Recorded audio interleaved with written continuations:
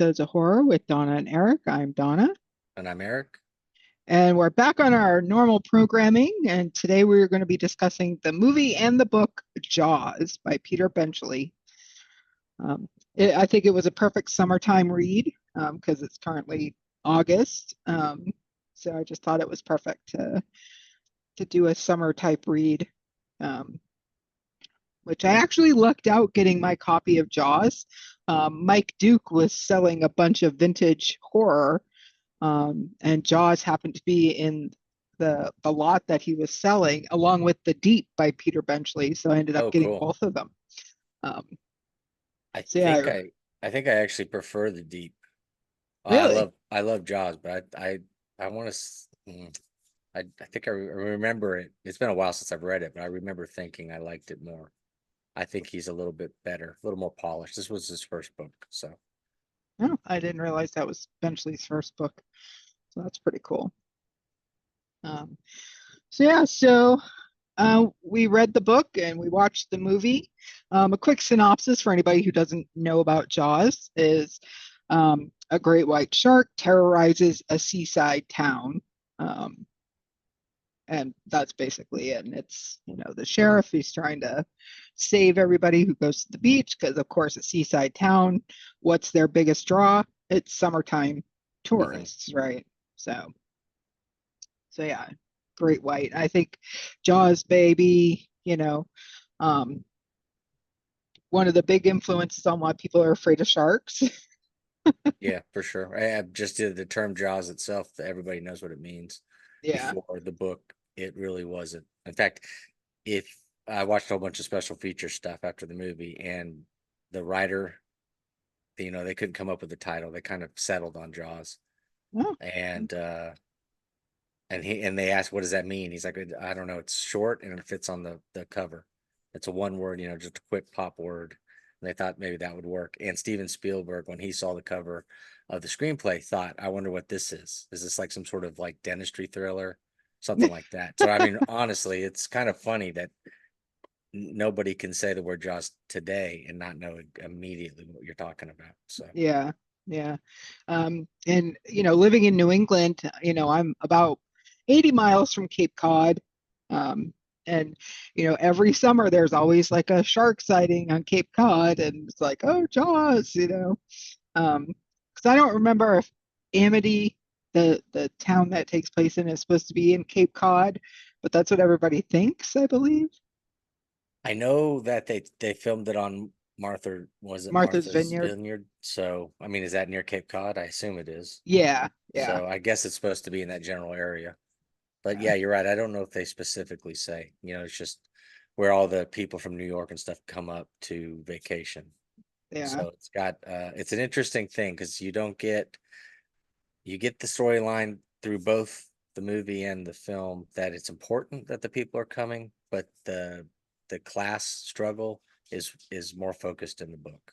Yeah, for sure. It's definitely you have the the winter folk and the summer folk. Um, And the winter folk are really the town folk. yeah, They don't even. I think they probably call themselves. They probably have some. I think they had a name. I can't think of what it is now, but they're the real people of the town, and everybody else is fake. And even if you live there the whole year, but you weren't born there, you're not considered a part of the town as much right. as as pure blood townies or however they Yeah. want to call them. I can't remember the phrase they used in the movie, but yeah, it's a really interesting. And the cool thing is with this, and I think it's the reason why it works the best the way we're about to do it, is rarely does the book and the movie follow the same story and yet be completely different at the same time, where we can kind of point out everything.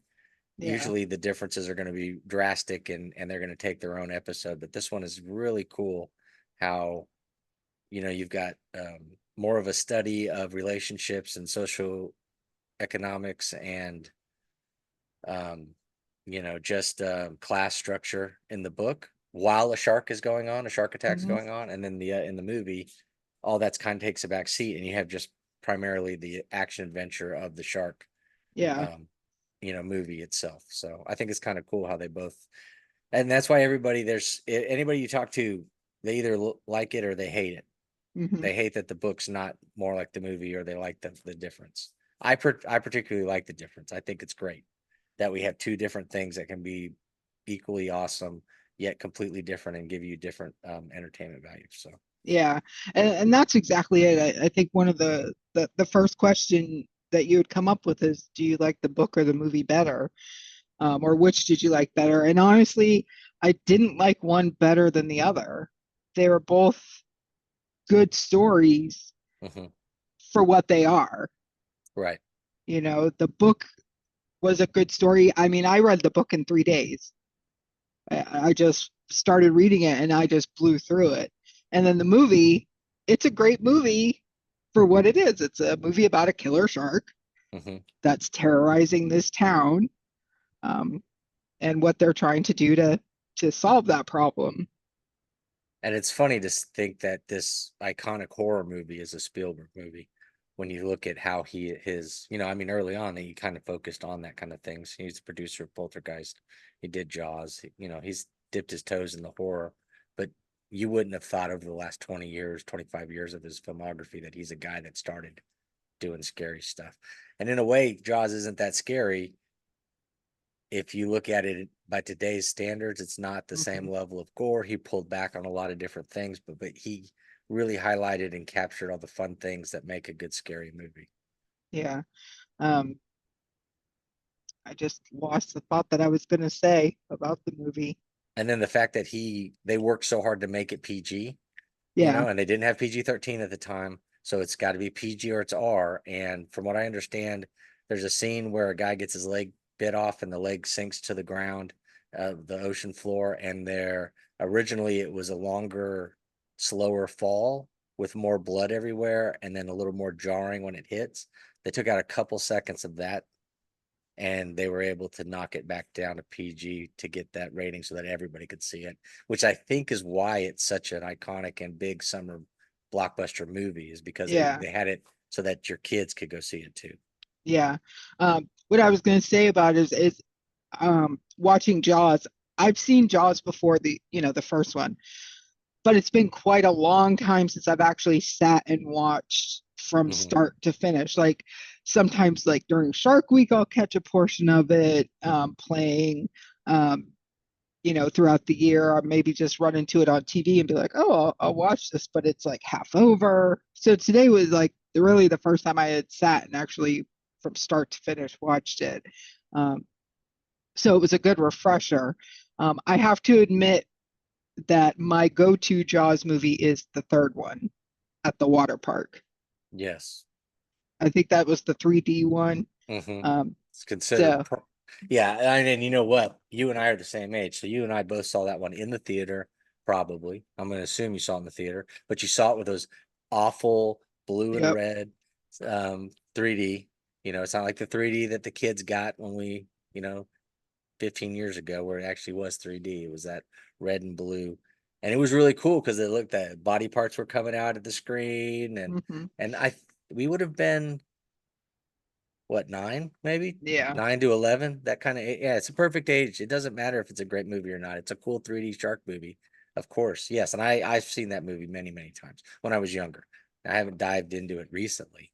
Yeah. um, but I've always been a big fan of the entire franchise. I mean, how can you not love um a man-eating shark movie? I just think they're all really good. But um I probably would watch part three. We should do part three and see exactly Yeah. how it is. When's the last time you saw it? I mean, it's been a long time for me. I just saw it not maybe last year, Okay, so maybe I maybe. need to dive into it and see how funny it is, because I'm Yeah. sure it's a lot more comical as an adult when you see some of the stuff they're doing. But yeah, no, I remember it being a fun movie. I remember being excited to get to see it in 3D Yeah. and and that and get to go to the theater and check it out. Um, if I was gonna pick a favorite, it would be the first one, though. I've always had a special place, for the Yeah. first one. I do love that one. Although I'm a big fan of, was it Deep Blue Sea? Isn't that the shark movie I with love that Samuel movie. Jackson? I kind of like Hmm. that. I like a good campy shark movie. Yeah. They're fun. And I think what makes this one works though is it's not campy. It's very serious and Hmm. believable, and I think that's what really helps make sell this movie as a very scary thing, because you can really see, and I can see why people don't want to go in the water after seeing this. Yeah. It So definitely had to have scared some folk. it's funny that you say it was more serious because as I'm watching it, I thought some of the scenes were kind of Keystone Cops, kind of like the main scene after they discover there's a shark and Hoopers come to town. Yeah. And you've got all these people getting on these like boats, and there's like this little boat, and like these five like big men are trying to get into this like dinghy, Hmm. right? And I'm like, that's just ridiculous. Like, And you know what I think, and I wish I was a little more schooled in Spielberg himself, but watching the documentary I watched afterwards about Jaws and seeing how young he was, I think this was his second big budget movie and probably his third theatrical release. And I have a feeling that his first three or four movies had that Keystone Cop vibe to it, that Smokey and the Bandit, yeah, the way they filmed James Bond when Roger Moore took over. It's got that same 70s tongue-in-cheek nod to the audience while still not breaking the fourth wall like a Deadpool movie does.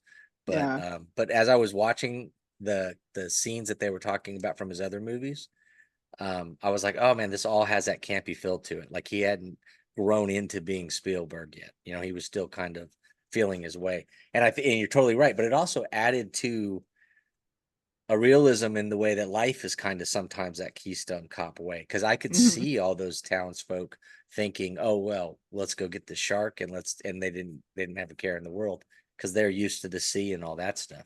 yeah, So it kind of played well into it, but at the same time, you're right. It does have that little bit of vibe, and I wonder if that's us looking at it in the lens from today, and if it would have yeah, come across that way if we would have seen it in the theater. And I wish I, yeah, I was able to have seen this one in the theater. I'm pretty sure I didn't see it except until on video or like yeah. TV Because it came on out in TV. what, 75?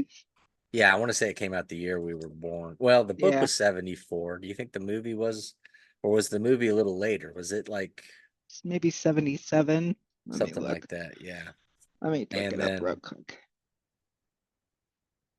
I just thought it was an interest. Yeah, it's a fun movie. It's cool. Seven, 1975.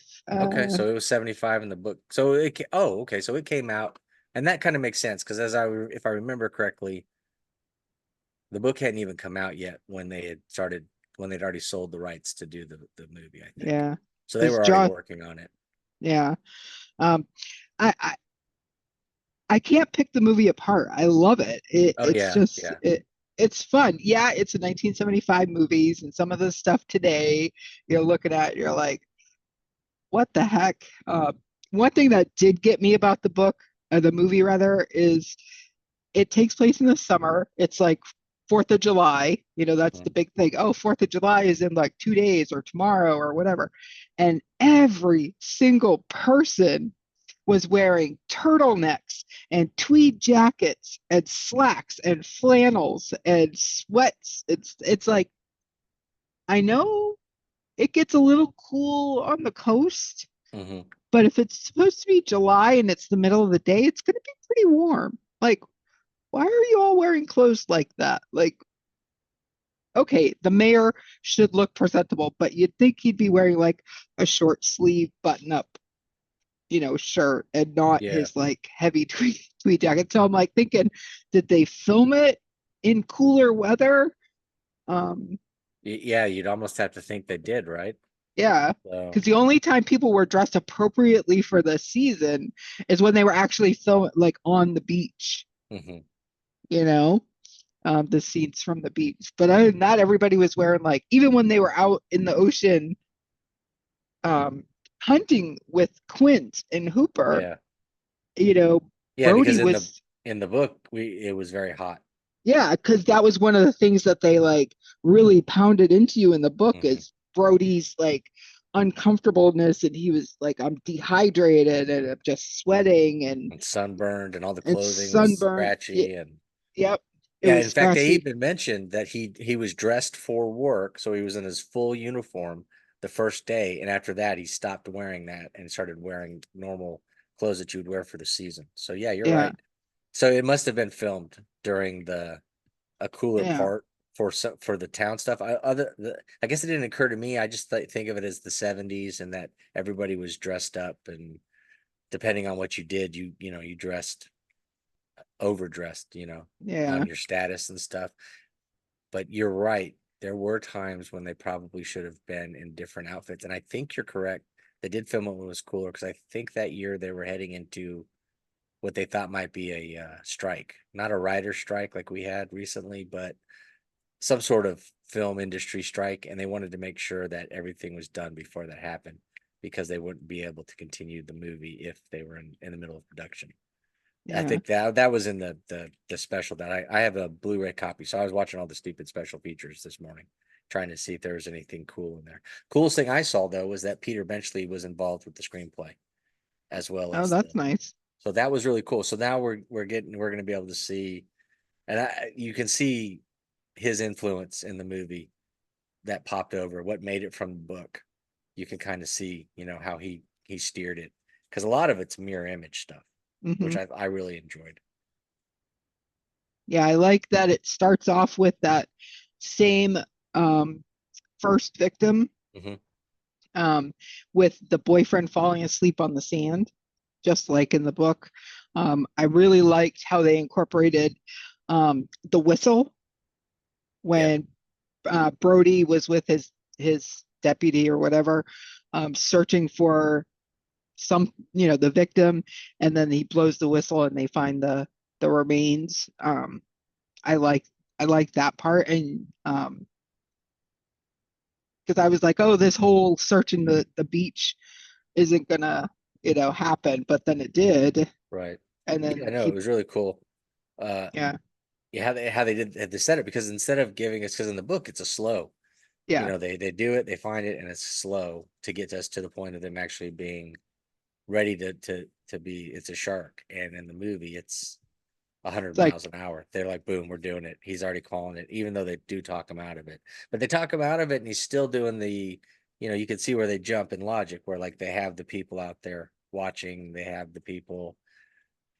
They don't put the nets up, but they put everything else up, people in boats and all that stuff to make sure um, that the shark doesn't come back, even though it does end up coming back. So yeah, and then they catch the one shark in the movie. I don't remember this in the book, catching one shark and then thinking that the problem was solved.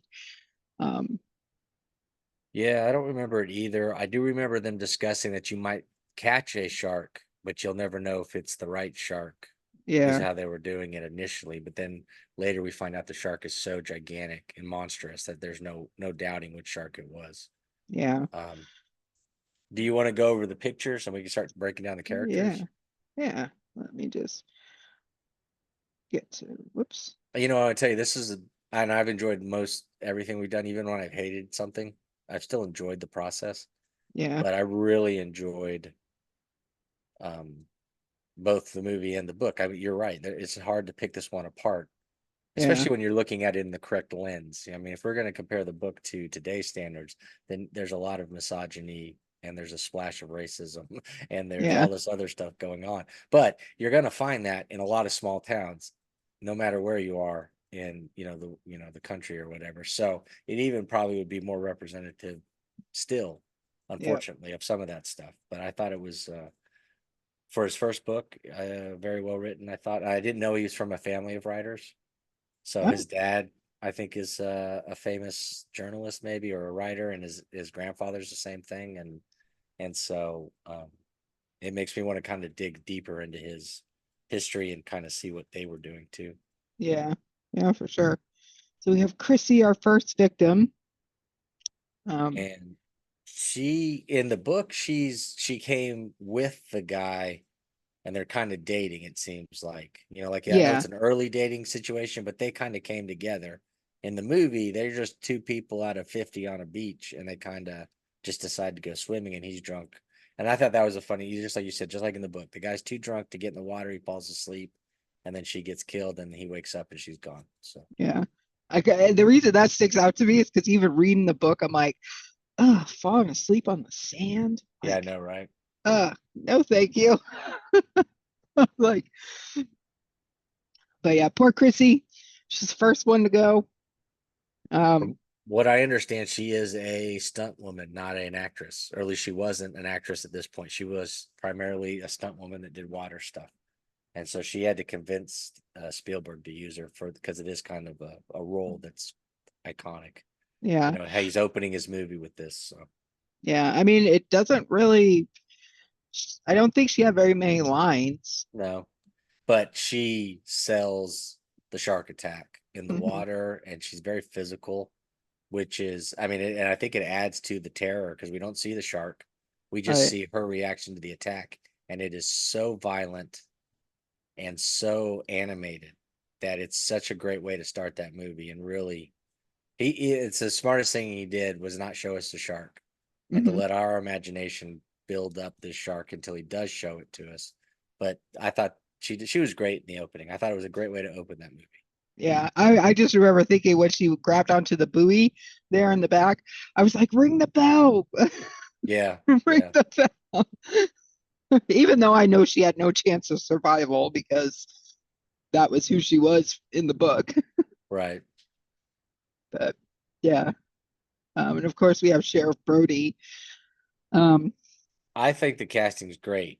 oh Um, yeah, I love Roy Scheider, and when I think of him, that this is who I think of. yeah, this is the first role you go to.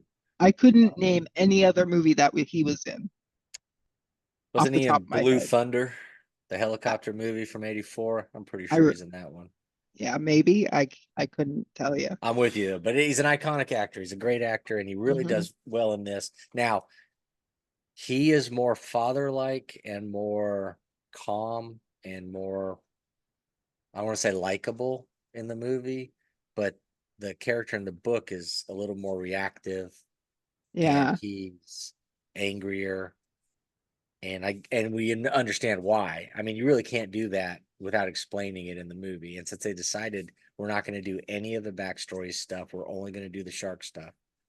It wouldn't have made sense to make him the way he was in the book. in the book. Yeah. Yeah. And in the book, so in the book really isn't about a shark attack. It's about a marriage that's at a crossroads, Hmm. and this guy who's on the brink of a midlife crisis, I would say. Although in actuality, his wife is the one that's having the midlife crisis. So, Right. but you can see he's there. He's kind of questioning, or maybe not questioning it, but not wanting to acknowledge that there might be some flaws in the choices he's made, the life he's built for him and his family, and the decision to stay in a small town that requires the summer traffic so much. Because Yeah. you get the feeling that he was proud to be a police officer or a deputy all the way through, and he's even more proud to be the sheriff. But all the sacrifices his family and he had to make to be there so he could be comfortable in life, because you get that feeling too. He is so uncomfortable around Hmm. everybody that's not a town person. Yep. He In the book it's as if he's got that chip on his shoulder. Everyone's looking down on him, like he's got that feeling that he doesn't belong with any of those people, and he just so happened to marry one of them. So Yeah. And I kind of miss in the movie that he was the scapegoat. yes, and they play it up in the book. Yeah. They really do. Although they tried to, they gave us a little sliver of the lady mourning the child. We did Yeah. get that scene replayed, and so, but as soon as she attacks him, slaps him, and accuses him, the the mayor's the guy that tells him, "Oh, she's being over dramatic, or what, it's not your fault." Even the mayor tries to play it off right away. So yeah, you're Yeah. totally right. You needed that extra reason for him to push through. Now in the movie, he's not born and bred or from the area or anything. He's from New York, and Right. he's a detective that retired and comes to be sheriff or whatever, because he mentioned something about the the endless crime in New York, or how he was just basically just spinning his wheel. So he came here with his family. But they make it quite clear this is his first year as sheriff. So his reason for doing everything is out of obligation to his new job, where I feel like in the book, it's an obligation to be true to himself and to the town. Yeah. Yeah. Um, I think I kind of like the character in the book, the Brody, Uh-huh. better. Um, He's more relatable yeah, because you can see why when he gets upset at the dinner party, or how he reacts to Hooper coming into hmm his territory, the way he is with his wife, how he wants to be with his wife and how he is with his wife. yeah, You can see all the cracks in his armor and stuff. I think you're right. I think he's definitely a more interesting character. yeah, But at the uh, same time, we're talking an action adventure movie, so you really don't want that lead guy to be. His weakness was his fear of water, which he obviously lost pretty quickly, yeah, because he's out there. So, um, yeah, but yeah, I think you're right. I think the book is a little more interesting of a character, a nicer character, or at least more relatable. yeah. And then we got Hooper, Richard Dreyfuss. So, are you a Richard Dreyfuss fan? I, I mean, I don't hate him. Okay, yeah. So I'm So the same way. I just yeah, kind of some of his stuff's cool, some of it's but okay, stuff, some of it's yeah, terrible. yeah. I think his character in the movie and the book were pretty similar. Which Kind of, one? Yeah, yeah, hippie go lucky. I'm gonna say, not happy go lucky. Kind of just yeah. like, you know, um, With deep pockets in with both. deep pockets. Yeah. Um, it was kind of weird seeing him in the movie um, when he went to dinner at their house, at the Brody's house. It just was kind of just weird because he like took the plate from Yeah. Sheriff Brody like in front and started eating it, and then they're like, I don't know, kind It of has he weird. has a social awkwardness before we really kind Yeah, of talked about that. He had that vibe to him. yeah, It also had that vibe of him and Brody becoming fast friends quickly. mhm, Where in the yeah. book, they are not friends at all. They are not friends at all, no. Um, so I liked him equally in the book and the movie. Um, I liked him in the movie a lot more. Um, I understood his character in the book, but it wasn't he was kind of a dirtbag yeah, for yeah, what he he kind of what he was. was doing. I mean, I get what he was doing, but at the same time, I mean, what are you gonna do? But it was better to have him just be the smart, sharp guy and kind of the sidekick to Brody Mm, yeah, in the movie, um, than to have him kind of be this antagonist that is sleeping with Brody's wife and causing all this extra tension that only added to all the problems they were having on top of the shark attack. yeah, But also in the book, it gives us an idea of what the wife's coming from. You know, that's her past life, that rich, um, summer folk kind of people, and her longing to have a taste of that, and then hmm realizing once she does that she potentially could be throwing away the thing that she realizes is the thing she wants, which is Brody and her life. yep, So, I mean, without him, I think they would have ended up further apart, Brody and his wife, because she needed something to give her that wake up call, I guess. yeah, And he didn't know how to do it because he's one of those meat potato comfortable kind of guys, and he didn't understand what she was going through. So yeah, yeah. But Hooper was a cool character. I like that they had the cage in the movie yeah, that was in part of the book or in the book when they were hunting. I like that part of it. and I liked how it was a little more easy to go in the movie. Hey, this hmm guy's got money. He's got these things that he can bring to help, and instead of them constantly fighting about it, just letting him be on there. Because in the book, is everything is territorial because he has the suspicion that this guy's been with his wife, but he's not 100% sure, but he's just territorial about everything, and so it just drags some of it, which is expected when they're doing Yeah, that kind of stuff. yeah. There was a big fight about don't bring that on the boat. No. Yeah, yeah. It was drawn out for a couple page or two where he was Yeah, trying to try and be number two on Quint's boat and not let Hooper get the upper hand. So, yeah, um, but also didn't he comes across Hooper comes across in the book as a little more suave, a little more of a ladies' man. And in the movie, he comes across a little more dorky, a little more, Yeah. like, oh, I just love sharks and I'm into this stuff. And let me tell you all this cool things I know or see. Um, in the book, he really comes across as a lady killer. Yeah.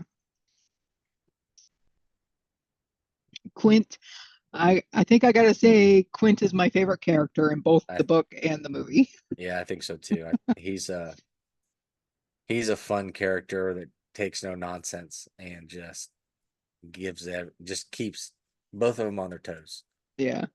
And I like Um, the way that they do it in the book versus and the movie. Yeah, there's a different vibe to it, but it's still kind of the same. yeah. And he asked for a lot more money in the movie. Oh yeah, they weren't like, we're not doing this by the day. I'll do it by the year, which I thought was kind of a clever plot point. Because Yeah. then you have that's a $10,000 for a town to raise if they didn't have it. That would be much more difficult than somebody forking out $400 for a couple days hoping that it would get done. Yeah. Um, so he did give us a little bit of a break there, but yeah, no, 10,000. He jumped. Well, it went from 3 to 10, I think. Yeah. So Yeah. And I like how he in the book he was more like, "Oh, I knew you were going to call me, and here's what you're going to pay me, yeah, and then we're going to be done." Um, but in the movie, he was like showed up at like their town meeting or whatever that was, yeah, um, and he's like, "I know what you need, and I'll do it for 10." You know? yeah, and that iconic fingernail down the chalkboard scene, and um, him eating crackers, just so surreal and funny in the movie. But at the same time, you get the feeling that he's got the stones to back up what he's saying and the Mhm. experience. So Yeah. And I liked in the book where he kept saying, "This is a dumb fish. They're yeah, dumb. They don't have any brains. They're stupid. They," and then like he's like, "Oh shit, yeah, this is a smart fish," you know? yeah, yeah, you could kind of see that he is having his Ahab moment, Mhm. and and this is the true white whale for him is Yeah. this actual adversary and not just a fish that he can wear down. Yeah. And then once Hooper gets killed, he's like, "That's it. Like I'm doing this for free now," you Yeah, know? yeah. He's With the damage to his boat, Hooper's gone. uh, And yeah, he takes it personal at that point and it's no longer about money. It's, I think, more yeah. about pride. Because Yep. I think he did think it was going to be easy, no matter how big that fish was. I think he thought, we'll go out here and I'll take care of it and I'll get my $10,000 and I'll show the soft city folk and the science people that they don't know anything, and we can get this Yeah. done quickly. And it turns out not going to happen. I also liked that the fact in the movie they're out on the water Yeah. the whole time. They don't come They up don't back keep and forth, coming. back Yeah. and forth. Yeah. That So was a little that like I get maybe that was to build the tension. mhm. We're going to go out and we're going to have this encounter with the shark, but it's not going to turn out the way we need it. So then we're going to go back in and go back out. And And not only um, that, I mean, they give us in the movie, it feels like the shark finds them pretty quickly. In the book, it's showing us that the shark could be gone. They don't know, and then we're stuck with this. If he wanted to, the shark could just be gone. yeah, And it would have been that way if it was a real shark acting like it's supposed to act. If we were to believe what Hooper was saying when he was talking the science of it, that it was weird that the shark was there. The shark should be traveling on certain, warmer currents underwater, going towards food. As long as it had its source, it would continue to go away. And so there was a chance that it could just disappear. And then they would, can you imagine having that hanging over you and then never right. knowing if the giant shark's coming back? I don't know how Yeah, anybody would ever get back in the water at that place, but yeah, no. Uh, one thing that kind of got me though watching the movie is I remember in the book, like Quint was always like, "Don't hold on to that. You're going to get your hand ripped off. Don't mhm, touch the cleats." I think that's what they were called, where they would yeah, wrap the rope around. But in the movie, both Brody and Hooper were like, you know, messing yeah, around with the cleats while the shark was trying to pull them out. And I'm like, you guys are gonna lose your hands. Like, yeah. I do At not go least a on finger. boats. Yeah, at least a finger. And I'm like, I know better. That Yeah.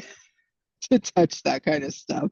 And the brazenness of them when they're trying to run around the boat's edges to get to the front so that they can attack the shark and they're slipping and stuff. I Yeah, mean, it adds to the tension and kind of gets you going. But yeah, I thought it was, they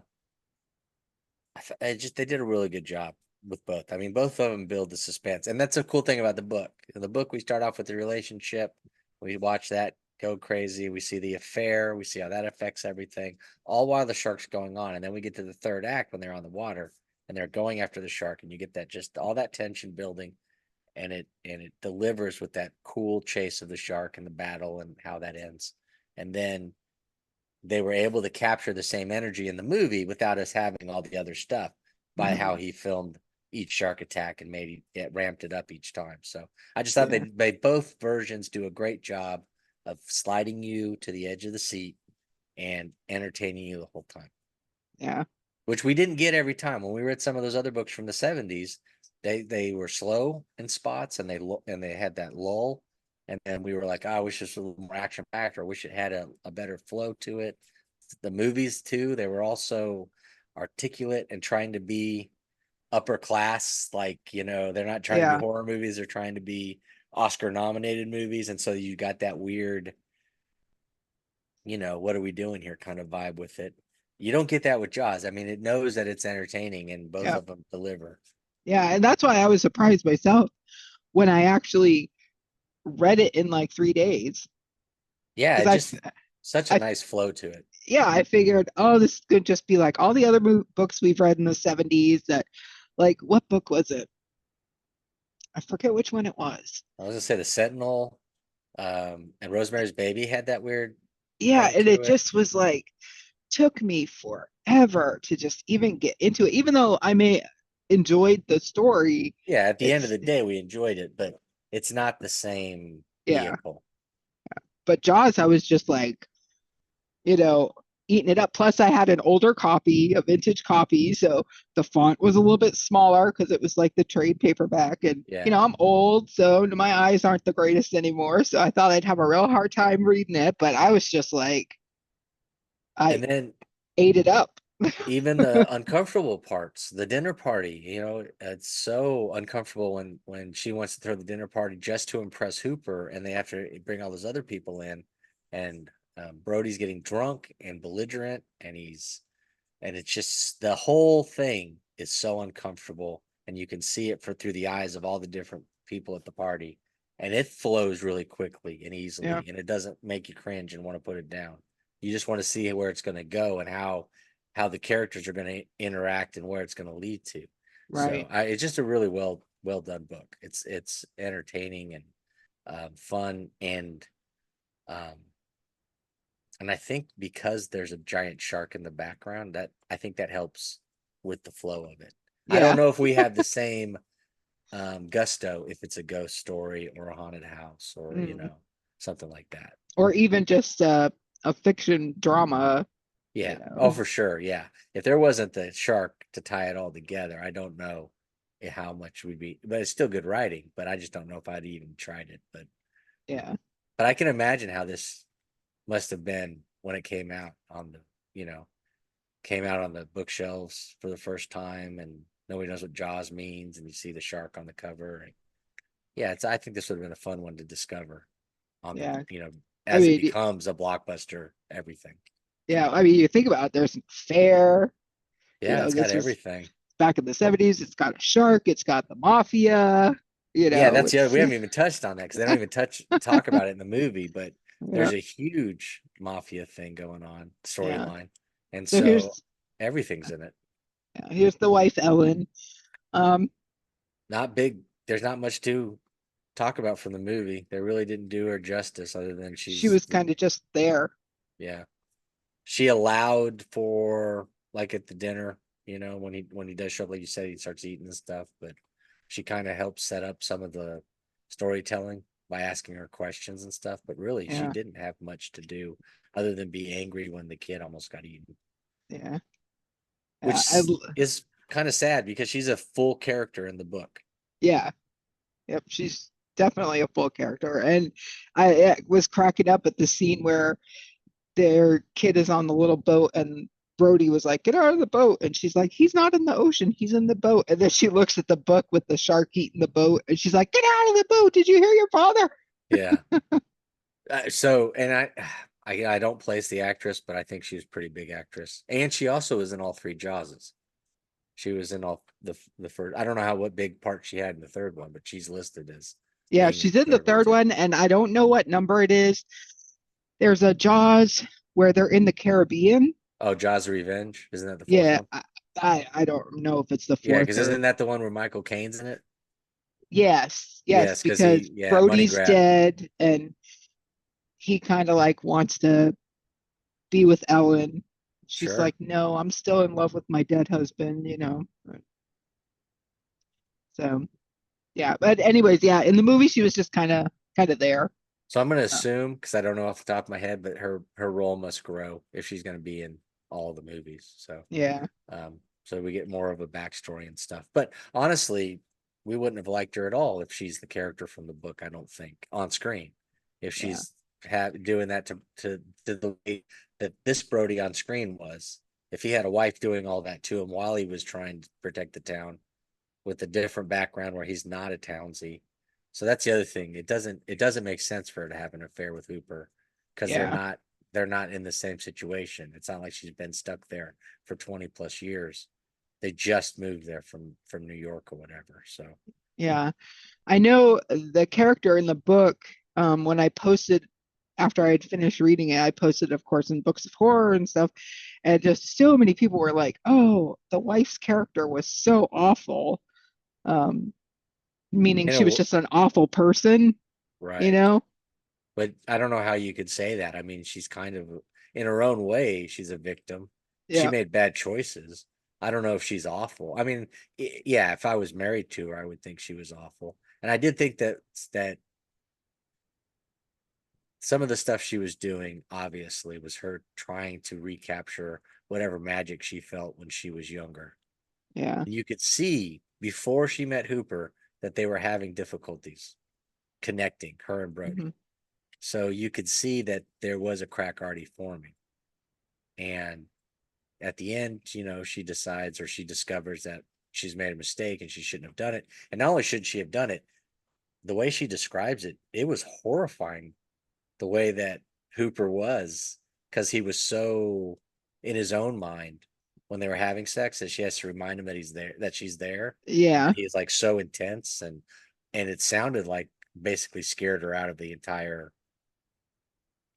desire or whatever the situation. So she got nothing out of it other than she had sex with that guy. yeah, But it wasn't like it was like something that she was going to be on cloud nine about. It seemed like she was like instantly regretted it. hmm Um, yeah. Yeah, but Um, no, I- I get it. I mean, people would say that. I mean, she kind of instigates it and starts to have an affair and kind of mistreats him a little bit while he's going through the stuff with the shark. But I think I don't know. It's unfair to judge her because we weren't there for the other years of that marriage, right? right, So we don't know how many times that he's let her down. Not to justify that or anything, but I mean, there's a right, depth. right. There's a depth to these characters that you can see, or they're there that we just don't know the full stories to. I Yeah, find it hard to judge people on just such small amounts of information. Although in the same time, yes, the idea of that happening makes her a terrible character, and I can see why people would think that. So yeah. I loved in the book the history of her where she thinks back, oh, did I make a mistake by not marrying Cooper's older brother, or yeah, whatever, and following my heart basically, and raising having these kids and living with this. I think she said he made like $20,000 a year as the sheriff or something like that. yeah, but in Because 72 or 73, wouldn't that have yeah, been a good job? It feels like that would have been a good job. yeah, um, Especially in a small town like that. And we're not talking about them needing a ton. Now, they did talk about how they had to, some of the families were having only could eat the fish they caught and stuff like that. So, yeah, I could get how money might be tight. But yeah, you're right. Because what is she comparing it to? She's comparing it to a guy who's basically a Wall Street bazillionaire mhm, who's making money hand over fist. So, yeah, she would have had a much different lifestyle. yeah, Uh, and she's also, you know, she went into how she had these friends and she tried to continue on her relationship with these people she knew from being one of the summer people, Uh-huh. but they just kind of like drifted away, Yeah, they you kind of know? froze her out because she's no longer one of them, right? Yeah. Yep. Or or she allowed herself to get in her own head and she pulled herself away thinking that she wasn't one of them anymore. I've seen that happen before where Yeah. people are in a different situation and though nobody else is ostracizing them or whatever, they do it to themselves The thinking ostracized. that that's Yeah. that's happening. Hmm. So yeah, so I mean it's a complicated character just to get up, it's funny to see these complicated characters in the middle of the shark story because Yeah. you're not going to get that in the movie. You really don't. It's a 2 hour summer blockbuster. We're going to go find a shark and kill it. And I like that too. That's a fun movie and it's a good watch. But when you really break down these characters, they're all, even Hooper, I mean, he's in a way trying to one up his brother. He's trying to, you know, be the Prove bigger him. man between, Yeah. yeah, prove himself Prove between the two. himself. Yeah. He's the And failure. He's the kid chasing sharks. His parents probably aren't proud of him the way they would be with the brother who's married to a bazillionaire who makes money himself yeah. and kind of follows the family tradition of money. And so, yeah, you can kind of get that vibe too. I mean, it's an interesting character study to see all these people as they have the backdrop of the whole thing going on in the town. Yeah. So here we have the Mayor Vaughn. Um, Yeah. Yeah. and So he was the mayor in the book, right? He was the mayor slash big realtor, right? yeah, mayor slash realtor slash Like the every guy, like the the number one. everything guy. Yeah. Yeah. And then you So find out in the book he's tied to the mob. They've come yeah. in, he had to get a loan. Now they have starting to call in their markers and they're taking over the town itself, which makes Yeah. that interesting. What an interesting idea that'll be to see what this town's like when it's run by the mob. Yeah. Um, in the movie he's pretty one-dimensional. Hey, we got to keep everything open because this is how you make the town survive. And it's a good actor, but he wasn't given much to do. So Yeah. In the book, I just love how you see him unravel. oh yeah, it's amazing to watch him, this guy that was king of the hill, and by the end Yeah. of the book he's running with his tail between his legs. He's lost all that weight. He's taking his wife, who has no idea that they just basically lost everything, and he's going to run to Connecticut or whatever, Yeah. Vermont, and try and hide out. And he's just gonna, he says what, he's gonna swing by the lawyers to see exactly what, basically what they get to keep. But Yeah. it sounded like he was about to lose everything, and Hmm. he would have been, he's basically king of the town, because I Yeah. don't think anybody would have run against this guy.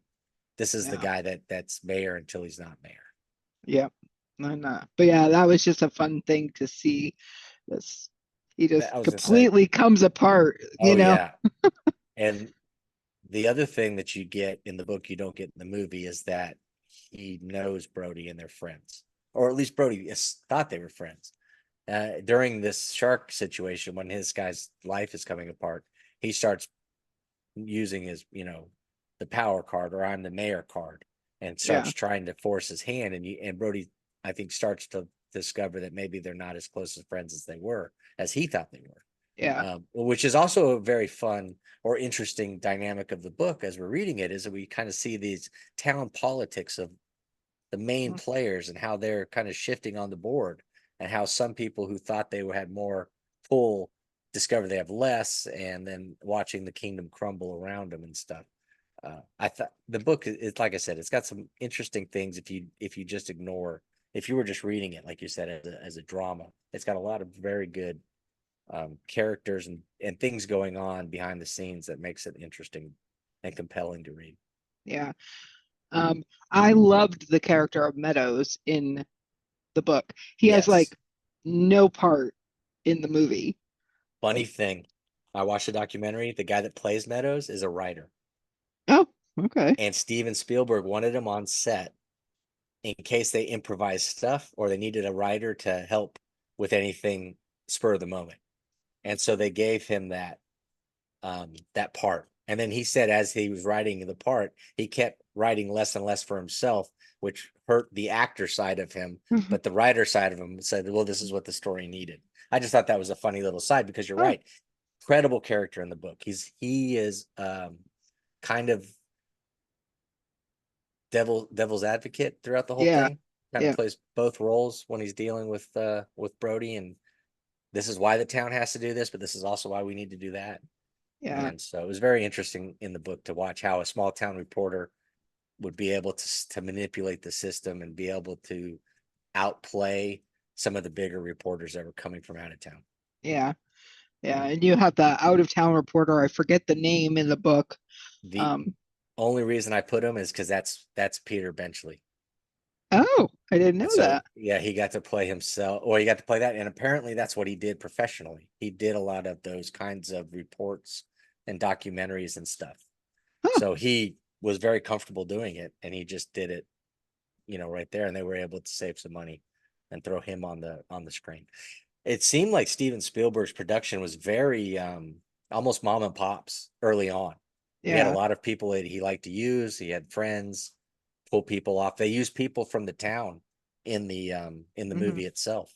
Some of those people you were talking about that were getting in the boat, some of them that had lines and stuff, they were townsies that he just happened to like when he talked to them and stuff. Yeah, yeah. I gotta say, one of my favorite parts of the book was when Meadows at the end writes the article and basically says Brody was a hero. Yes, and that was nice too, because we had gotten what, three-fourths of that book. It was everybody just blaming Brody for everything. Yeah, And then it was nice to see that in the end, Meadows did the right thing. yeah. I was like, good for you, Meadows. Good for you. Yeah. It would have been nice to get a little bit more backstory, or a little more stuff with him, I think. Yeah, yeah. Because it was really in the book, it was really important about how they covered up that first death. Um, Yeah. and that's where the out of town reporter from the city was like, "You withheld the death of Chrissy Watkins from me, so now I look like an idiot." Yeah. Yeah. It was very, you know, chessboard. You could see, he was kind of manipulating everything to try and keep the town out of certain things, Yeah, and also score all of the juicy bits. yep. You're gonna need a bigger boat. I figured I'd just throw that. It's such an iconic scene when he's throwing it and the shark comes out, and the shark looks really Yeah, cool. They yeah. did a really good job for the 70s building this thing. Oh yeah, yeah. And So from what I I was gonna say there's some place that does like a outdoor viewing of Jaws in the summer where you can watch it in floats in the Oh, ocean. cool. And I'm Very like, cool. no, thank you. Yeah, I know, right? Uh, yeah, I guess that line was completely improv. Yeah, that's what they said in the whatever it is, the documentary. Yeah, they said he Yeah, came up with it at the yeah, spot when he pops up and stuff, which is a great line. I mean, boy, it's like one of those lines you wish you wrote, kind of thing. yeah, But yeah, yeah, it's so perfect. And the way he delivers it, that shock, and he just kind of stumbles backwards, and then he drops the line on there. So yeah. Yeah, it was, I forget where I saw it. I think it maybe when I don't even know, but I was watching for it. But I guess when this scene here, the cigarette's not lit, like this particular oh thing when yeah. he noted, but then as he's backing into the cabin with Quint, the cigarette's smoking. Yeah, I So think, like yeah, yeah, you know what? I think you're right. a little bit of editing, the Yeah, cut scene.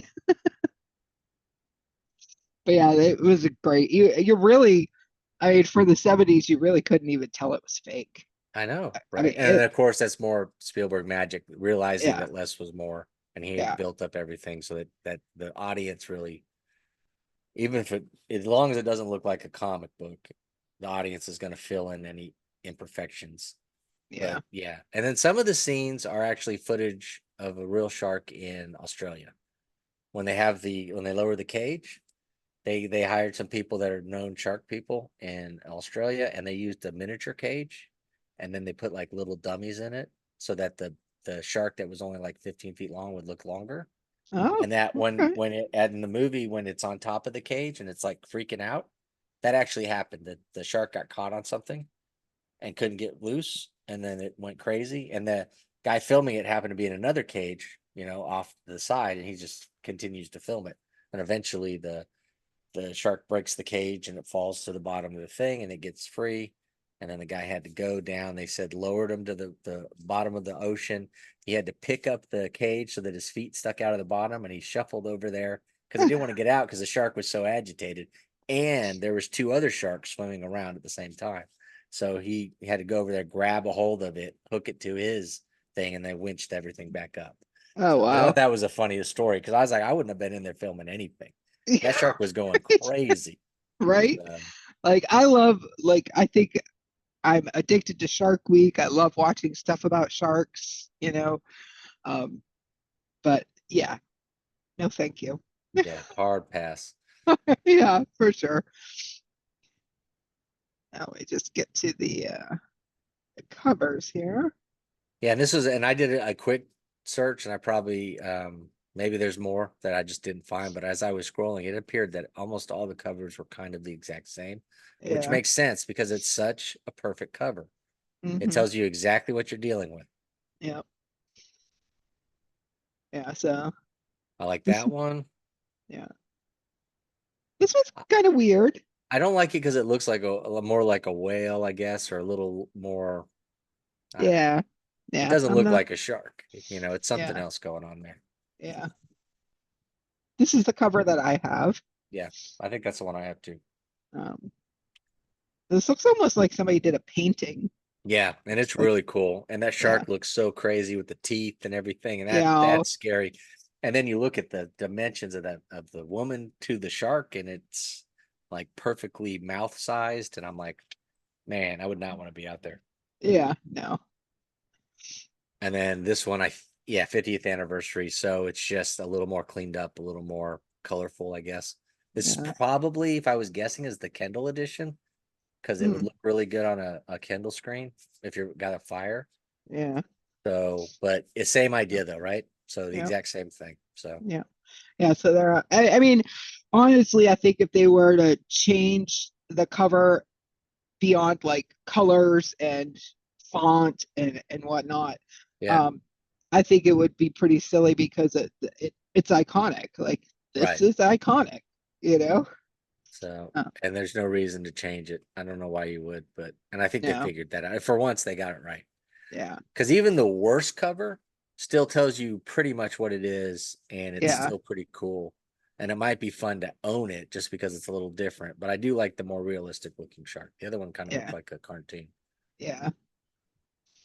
Yeah. So those are the covers. Um, Overall, book A+, movie A+. I don't yep. know. I don't know For what sure. else we could do. I mean, I have no complaints at all with it Yeah. either. Yeah. I mean, the only complaint about the movie I had was the wardrobe. Yeah, You and I know, could see that too. And it probably they were filming it when it was a little cooler. yeah. Uh, And like I said, I get that when you're on the coast, it's cool, but you know, it's not that cool, especially when it's July and the sun is out. Like yeah, no, I you're get that. still going to be wearing short sleeves, not a freaking turtleneck.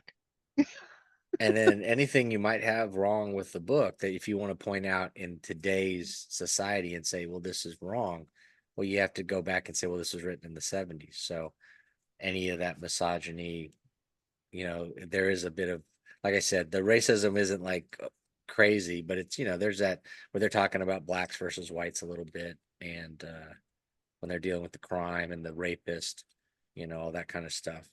Yeah, yeah, He was very matter of fact about how he said it, but today it would have come across as insensitive.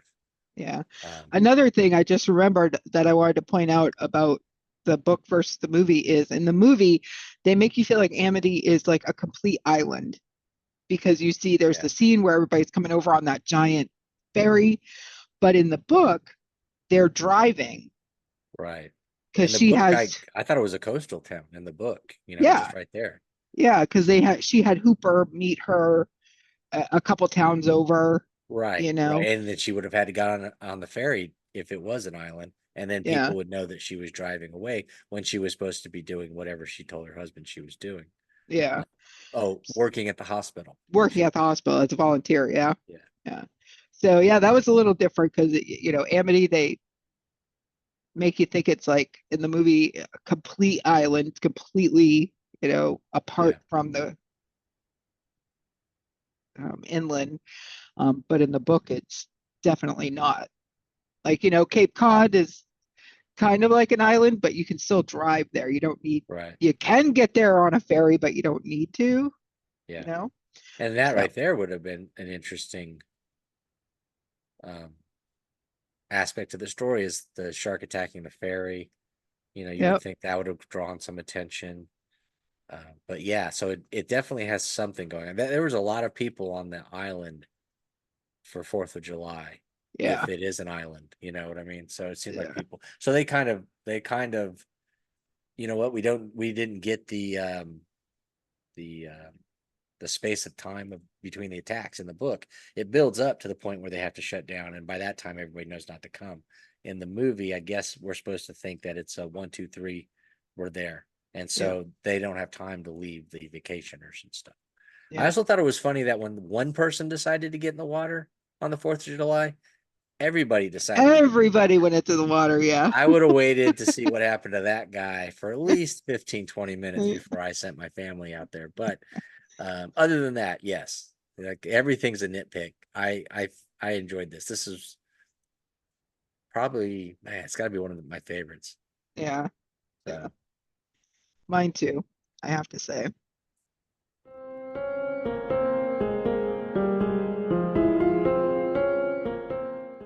All right. It is now time for our Not Stephen King book of the week. What do you got for us, Eric?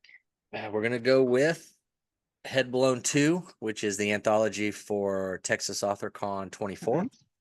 And this was the second anthology done, and it's filled with authors that were either there or represented at the event. It's got a lot of good writers in it. Meryl David, you're in it, I'm in it. PC3 has got an incredibly funny story. If anybody gets this, it should be, if you have any doubt to get it, you got to get it for the PC3 story. It is the craziest thing you'll ever read. Megan Stockton, DW Hits, Mike Jason Enenbach, Nicky. Jason Nicky's got a story in it. I think Holly Ray Garcia has one as well. Does Yeah, she have and one then this year? she does, and Wiley Young and Ash Sh- Ericamore. And Chantal Renee. Yes, Jay Mauser, she's got one. Yeah. Mazer, I think it's Mazer. Mazer. I think it's Mazer. Yeah. And Blankenship, John Steffens.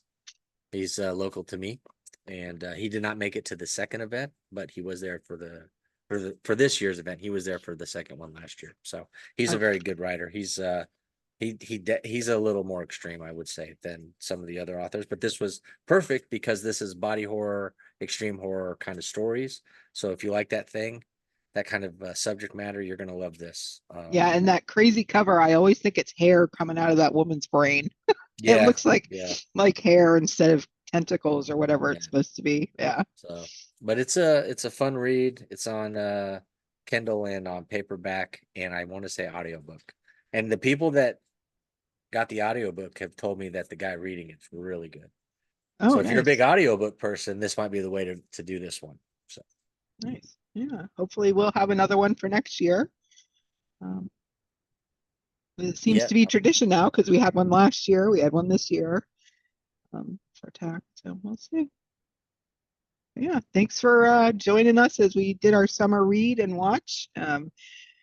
If you have any comments about what we discussed, put it down in the comment section. Let us know if we were right or wrong or if you think something differently. And we will see you on the next episode. take it easy.